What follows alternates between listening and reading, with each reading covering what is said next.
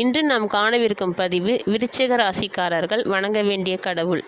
இந்த விருச்சிக ராசியில் பார்த்தீங்கன்னா விசாக நட்சத்திரம் 4ஆம் பாதமும் அனுஷம் நட்சத்திரம் 4 பாதங்களும் கேட்டை நட்சத்திரம் 4 பாதங்களும் இருக்குது. இப்போ விருச்சிக ராசியில் விசாக நட்சத்திரம் 4ஆம் பாதம் வணங்க வேண்டிய கடவுள் என்னன்னு பார்த்தீங்கன்னா குரு பகவான், சிவபெருமான். இந்த 2 தெய்வங்களையும் நம்ம வணங்கி வழிபடணும். அவங்களுக்கு பிடித்தமான மந்திரங்களை ஜபித்து நாள்தோறும் நம்ம வணங்கி வந்தோன்னா நம்மளுக்கு இந்த ராசிக்காரர்களுக்கு நட்சத்திரக்காரர்களுக்கு சிறப்பாக இருக்கும். அடுத்து பார்த்திங்கன்னா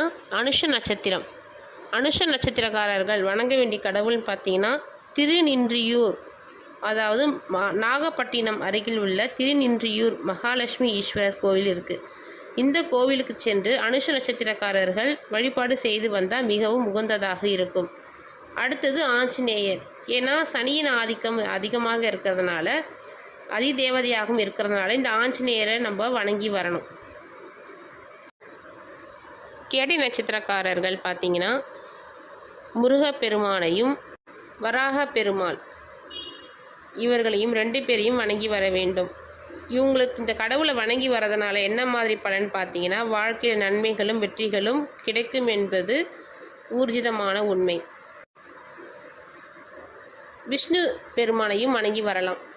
ஏன்னா மகாலட்சுமியோடு சேர்ந்திருக்கிற நரசிம்மர் பெருமாளையும் வணங்கி வருவது ரொம்ப சிறப்பாக இருக்கும். பொதுவாகவே இந்த விருச்சிக ராசிக்காரர்கள் பார்த்திங்கன்னா என்ன மாதிரியான செய்யலான்னு பார்த்தீங்கன்னா 3 மாதத்துக்கு ஒரு வாட்டி இல்லை 6 மாதத்துக்கு ஒரு வாட்டி எப்பப்போ டைம் கிடைக்குதோ இந்த ஆறுகளில் போயிட்டு நீராடி விட்டு அருகில் உள்ள சிவபெருமான் கோவிலுக்கு சென்று வழிபாடு செய்து வந்தால் மிக சிறப்பாக இருக்கும்.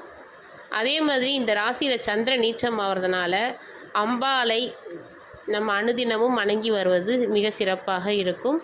அல்லது இந்த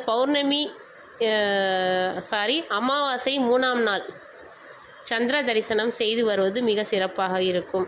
இவங்களுக்கு அடிக்கடி உடல் உபாதை ஏற்பட்டு கொண்டே தான் இருக்கும். இந்த விருச்சிக ராசியில் பிறந்தவங்களுக்கு மனம் குழப்பம், தெளிவாகவே எதுவுமே எடுக்க முடியாது. ஒரு முடிவு எடுப்பாங்க, உடனே அடுத்தடுத்து குழப்பம் ஏற்படுத்திக்கிட்டே இருப்பாங்க. யாருமே இவங்களை குழப்ப வேணாம், இவங்களே குழப்பிப்பாங்க. அதேமாதிரி தன்மை உள்ளவர்கள் இந்த ஜாதகர்கள். அதனால் அம்பாளை தரிசனம் செய்வது மிக சிறப்பு. சிவபெருமான் கோவிலில் உள்ள அம்பாளையும் லக்ஷ்மி நரசிம்மர் அவரையும் அம்பாளையும் வணங்கி வந்தால் மிக சிறப்பாக இருக்கும். கண்டிப்பாக ஆறுகள், அதாவது காவேரி ஆறு கூட நம்ம போகலாம்.